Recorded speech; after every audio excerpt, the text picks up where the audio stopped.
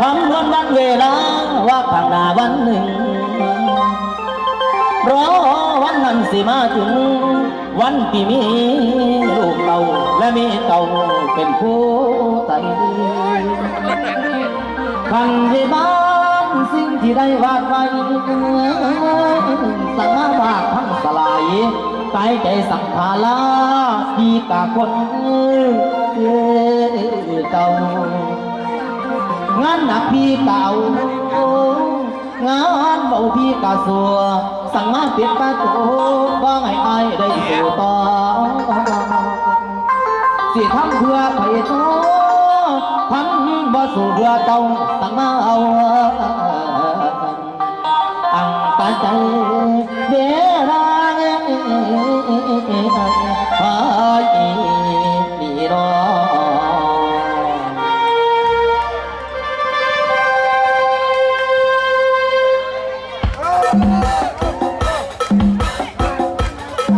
ยับเข้ามาโยกพี่น้อง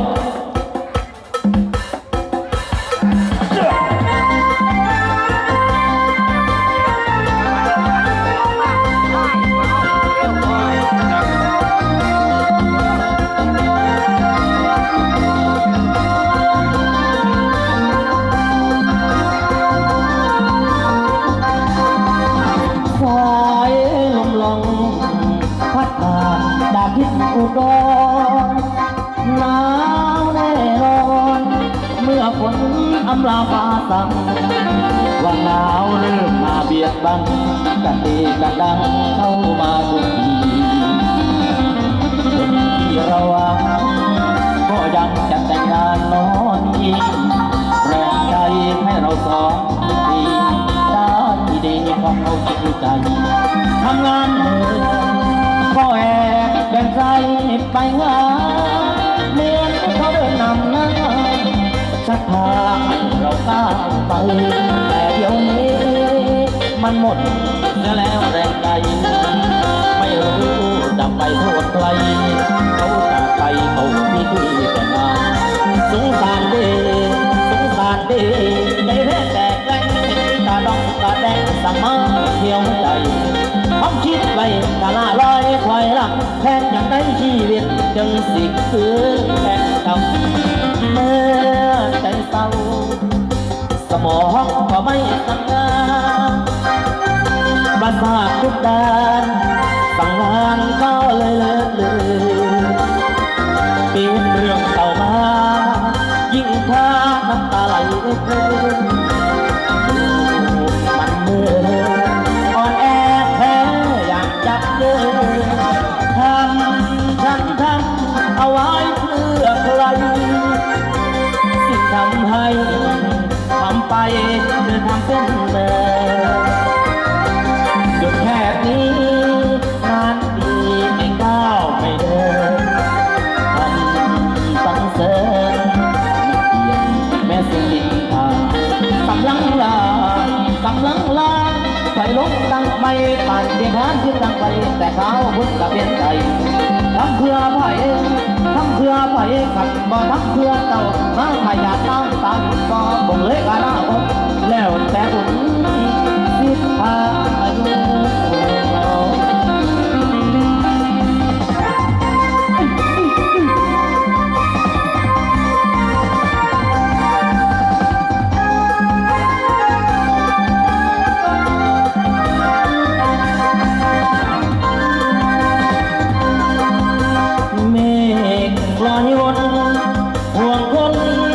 ไกลตา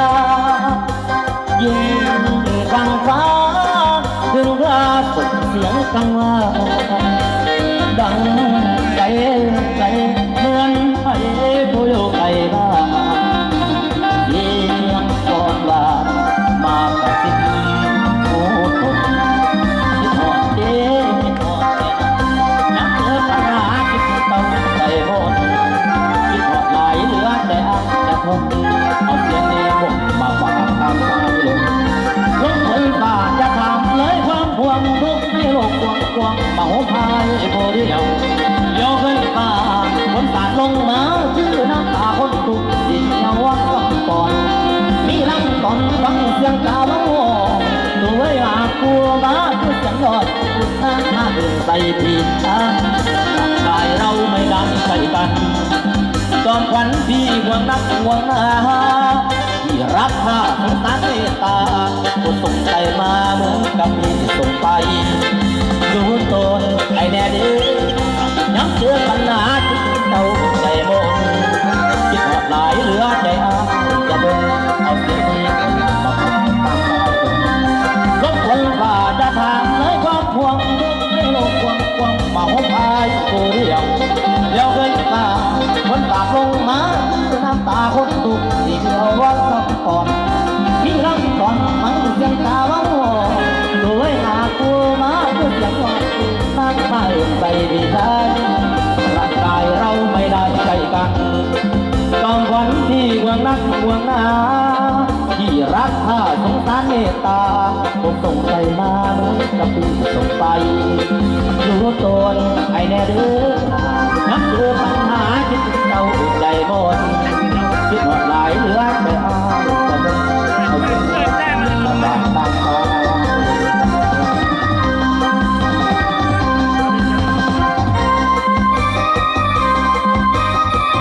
สุดยอดที่พี่น้องบ้านเฮาเป็นบ้าน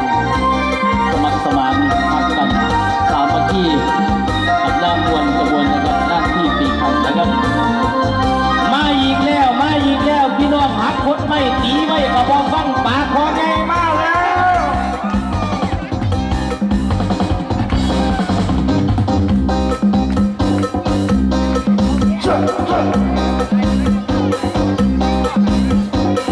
ดือแขนเต้นตึกโอ้มีเก็บปลายมือมาจาก2 ปาก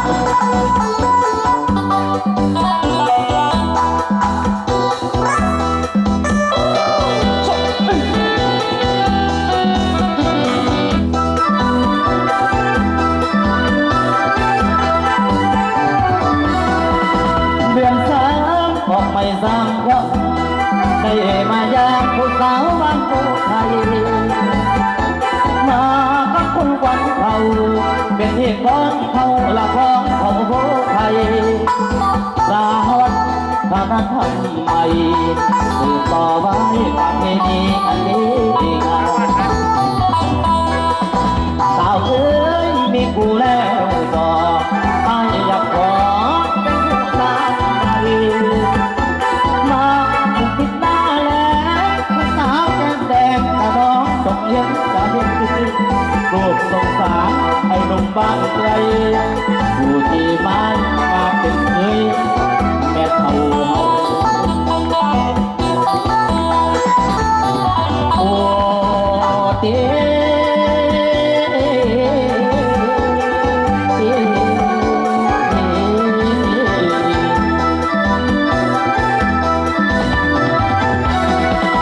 โอ้เด้สาวผู้ไทย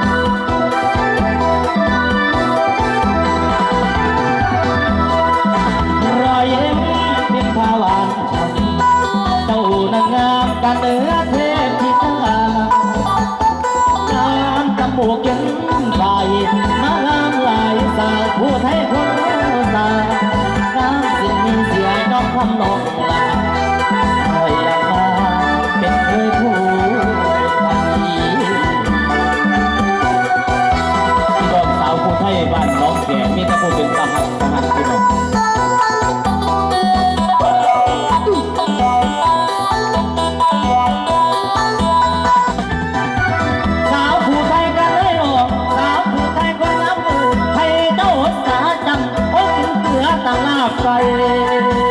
ผู้นำเ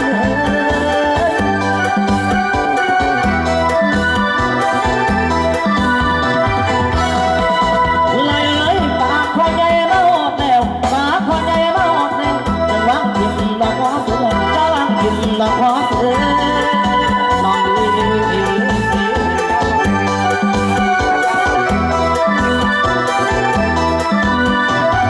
สาวผู้ใดกันเลยหรอสาวผู้ใดกันเลยหรอให้เจ้าสาเลี้ยงเอาไว้โซ่ไว้ทางผู้แข่ง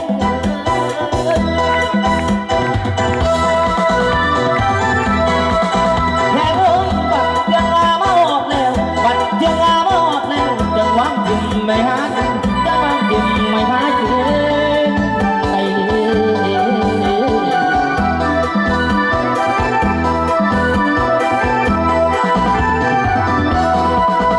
รอยเอ็มพิมพ์ภาวะช้ำเจ้านั้นงามกันเนื้อเทพเทียงามตะมูกเขียวฝ่ายมางามหลายสาวผู้ไทยคู่สางามสิ้นเสือน้องกำนกลาอยากมาเป็นผู้ไทยอยากมาเป็นเคยผู้ไทย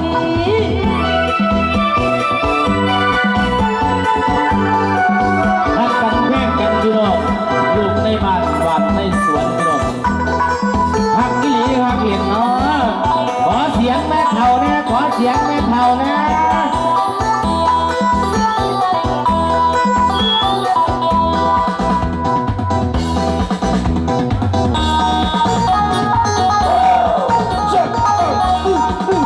และพี่น้องร่วมกันสร้างสรรค์บรรยากาศด้านหน้าเวทีพี่น้อง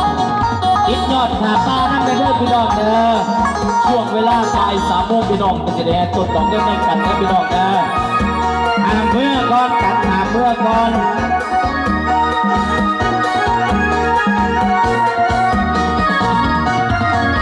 ไอ้หนุ่มบูบเหงาเหลือคนสาวบ่เห็นยอดกระบุญบอกเธอพอสิได้มีคู่คือเขาสำเนียงภาษาก็แต่ไกลจากหมู่น้ำเราดอเด็กดอเดือตามเขาสาวได้ฟังข้าวหันหลังใส่แสนดีใจเหลือเมื่อเจ้ามาอาสาเคียงข้างบอกที่มาซอยลารบรางเก่าที่มีทิ้งไปเราจริงว่าน้องหรือเพียงรอให้อายดีใจคนใครอยากตัวอาก็คือคนดีทำอีหรือว่าเพียงมารอเด็กตัวให้ทำแล้วไม่เห็นไปหายเป็นสีหากมองถึงใจปากเรากับคงสิดียอดตายคนนี้ยังน้ำลายอีกก็เคยมีใครให้น้องเหลือโตคนผู้บนแม่ดื้อบอกตานอนทั้งวันตั้งนานไอ้เกิดมาลาบ่ได้บอกหักไปแล้วให้ไอ้ไปอย่าให้ไอ้ต้องเสียใจมันต้องต้อง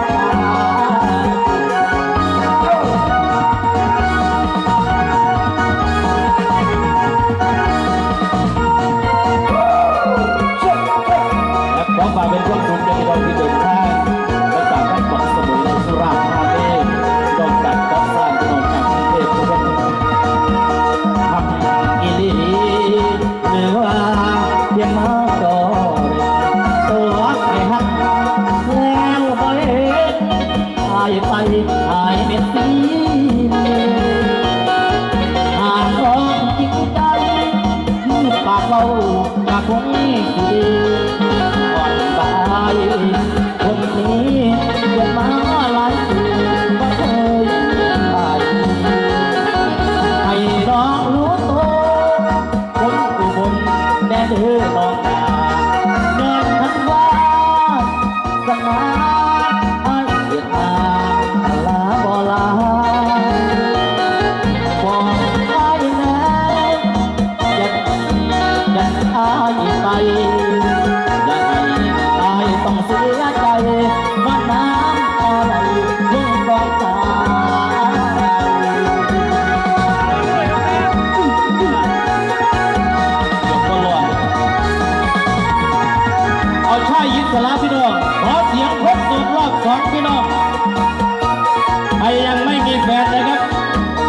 ทเพลงนี้บทเพลงที่มีความหมายนะครับ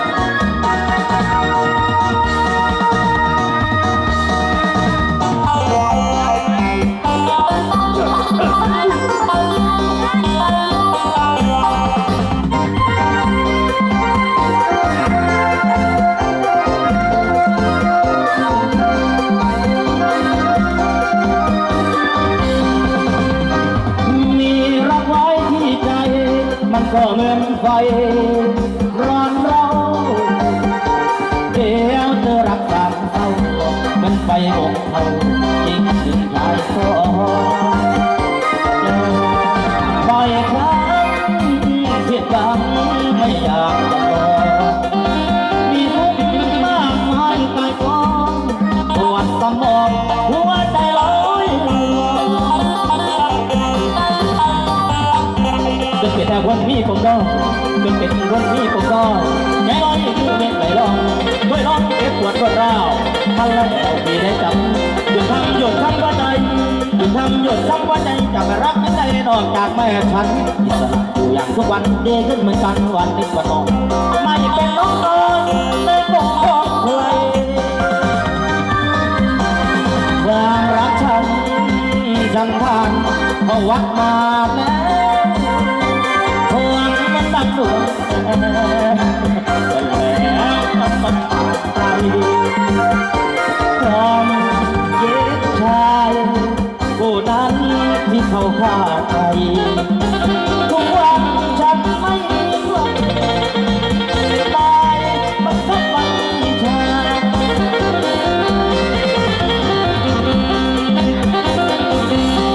โอ้ยไปเริ่มเพลงเลยวันนี้วันหนึ่งได้ฝังใจไว้วันสองได้ฝังใจไว้วันใจบอกเลยแม่คนผมเคยได้กระดิบปักบนเดี๋ยวนี้ที่บ่มีขอลาที่รักของเราวันใจมาเพื่ออยากรักใจกว่าใดตอนเลี้ยบแผลใจให้มัน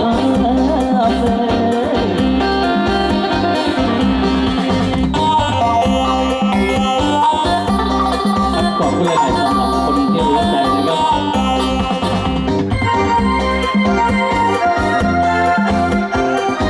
เอาอีกจักเพลงมักสาวเท่าพี่น้องมักสาวรอบสองพี่น้องผู้ใดเท่าแล้วยังไม่มีผัวครับขอเสียงแน่ขอเสียงแน่